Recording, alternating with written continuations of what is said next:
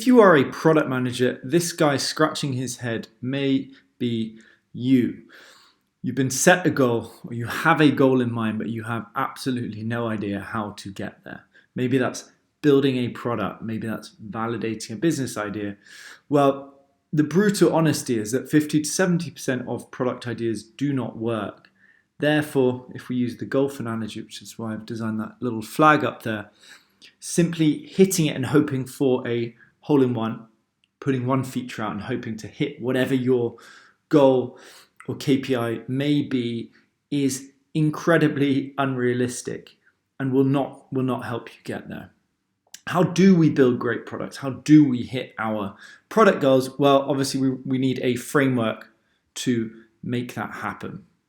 Right? So we need to know what are these steps that we can take so that we start moving towards that goal. As I said, if we start here and try and hit a hole in one, it simply will not happen. We will find ourselves over here, lost in the rough and not quite sure how to get back on track. So just to summarize, what we're going to run into today is how to build effective products using an effective product process. What are the elements of that? Well, firstly, we need to obviously understand what is the company vision. What's that sort of running off into the sunset idea? What is that specifically for this year? What is a specific company metric we need to hit? Then for our product team, this group down here, what is our goal? And as I said, how do we actually move towards that with an effective process? We can't just hit and hope and expect good things to happen.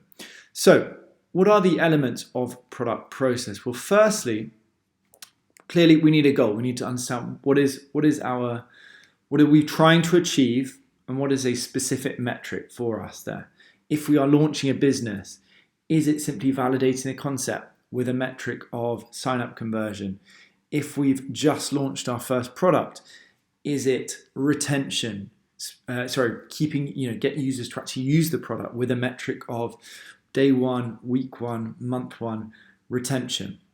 If we are further along, how specifically can we, for example, help the company increase revenue?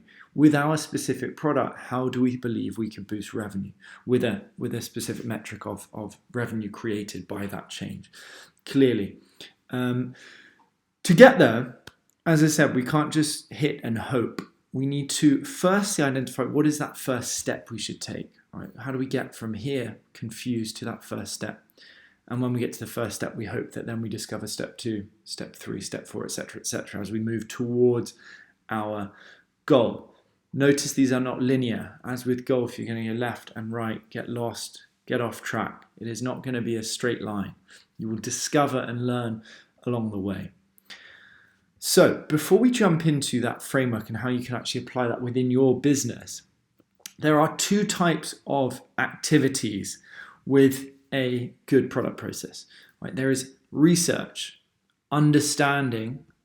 Let's just zoom in to be clear on this. I'm not sure how clear it is, but hey, there's research, right? So there's us scouting out and trying to understand where do we place our bets, right? So what do we think might be a good experiment? Is it this one over here? Is it this one over here? Or is it this final one further over to the right? What does that entail specifically? Well, that's things like looking at quantitative data. It's like what are our users doing? And can we rely on that data? So, if we're looking at the analytics metric of conversion funnel, so user comes along, uses the website, like where are they dropping off? Why do we think that's the case? Like, is it caused by anything else? Like it's Christmas today, so nobody's using the website, for example.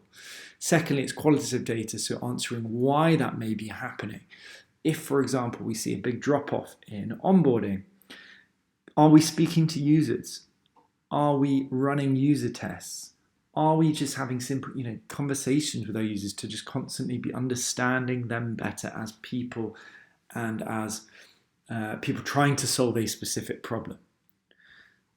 Then, and this is massively overlooked by companies, then we are talking about experiments, right? So actually attempting to move towards our goal. For example, if we are focusing on increasing sign-up conversion, what's the first thing we're going to try out? So we've researched and we've run, let's say, some user interviews about, speaking to users, trying to understand the problem better. Now, why don't we put those learnings into action with a landing page, right? So why don't we take the learnings, the priority problems that people suggested, a couple of quotes even that they used, and put those on a landing page and see, did we increase conversion with that? And we take a hit. We say, look, let's aim for a 20% increase in conversion. But maybe we hit 10, maybe we hit even 30%. We don't know, but it's never going to be a straight line. So we're going to hit the ball coming over here, and when we're there, we're going to reassess, maybe again, do a bit of research, have a look at the land ahead, like where are the dangers, where do we see opportunities, and then when we're ready, we'll take a second shot from here to again move closer to our goal and our specific KPI. Bit theoretical, probably clear if you play golf, not clear at all if you don't. But what we are looking at then, when it comes to actually putting this into practice, is using something called the product charter board. And this would be something that will be in our first version of the product to help you define strategy and really start building great products. What do we have with this? We have two sections. So as I said, we have the goal, the flag, right? The flag we're aiming for. This is literally taken from our product mastery team's first product charter board. So, for example, we set a goal to say, okay, we're just starting out a business. We've got no idea what we're doing. So we want to just validate that this rough idea we have, that junior to mid-level PMs need career support, and we believe that we can help them accelerate with that. So we said, okay, well, if we can validate that junior to mid-level PMs are interested in our solution, i.e. the product management toolkit, so we would like to validate that they are interested with a compelling landing page. Specifically, our KPI, or our target condition, will be increasing sign-up conversion from 2%, which is what we had on the very basic first page, to 30%. So we really want to boost that. If we don't get to 30 to 40%, then maybe we're offering the wrong thing. Maybe we're not even solving a big problem. So what does that look like in practice for us? I've broken this down really nicely for everyone. So we start out saying, okay, well, where are we at now? We've got absolutely no idea. We put this random sign-up page, I'm losing my mind, landing page up. We know that we got 2% because we were actually tracking that. So we go, okay, well, we don't really have a value proposition. So we need to, do a bit of research to really understand what we're going on. So we're researching at the moment. So we said, okay, what's our current condition? There's no value proposition. What is the obstacle? Well, we've got no data to inform this. We haven't really spoken to anyone. We've just got our rough ideas. What's the logical step? Well, why don't we reach out to 20 PMs on LinkedIn for a user interview, just to sort of understand, what are the current challenges they're facing? Do they feel supported in their role, for example? And really important when we're defining a step, and most companies only do this step, is we need to know, okay, well, what's actually expected from this? We're not just having 20 conversations. Like, what is the intention there? Well, it's to understand our core user problem to then inform whatever we put on the landing page, right? Ideally to boost conversion. What did we learn? Well, we learned that the main reported problems for PMs were related to prioritization and communication. With that learning, we then go back to the beginning and we say, okay, well, what do we do next based on that learning? So we said, okay, well, we're going to run an experiment now. We have a value proposition, but what's the obstacle? Well, we haven't actually validated it. We can't trust just what 20 people said or what we picked up in a conversation. We need to test that objectively. So we said, well, let's run A/B tests. We did A, B, C, and D, so 4 experiments on different value propositions, focused on these problems. So again, taking the learnings we have here, and I put a note, just remember to track conversion so we actually know what happened. Why? Because we were measuring that based on an expected outcome of increasing conversion from about 2% to 15%. We thought that would be a good first shot. What was the outcome? Well, actually, great. We increased it to 22% with our C variant, which is focused really on sort of career acceleration and helping people get out of a rut at work. And but also we got an extra learning where some people were messaging us on LinkedIn saying, well, we're not quite clear what the value proposition is. Now, because we don't want to base decisions off 2 or 3 people and just panic and completely change everything, we said, okay, well, now is time for, guess what, another research task.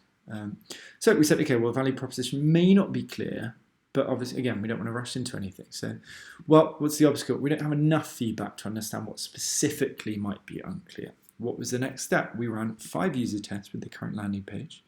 So 80 to 90% of problems will be revealed with just 5. So just literally sitting down with people and showing, okay, what does this website do? What do you think will happen if you sign up for it, etc. And we messaged 20 people that visited the site, so people were already in contact with, just to get a better understanding. What do you think we're offering, etc.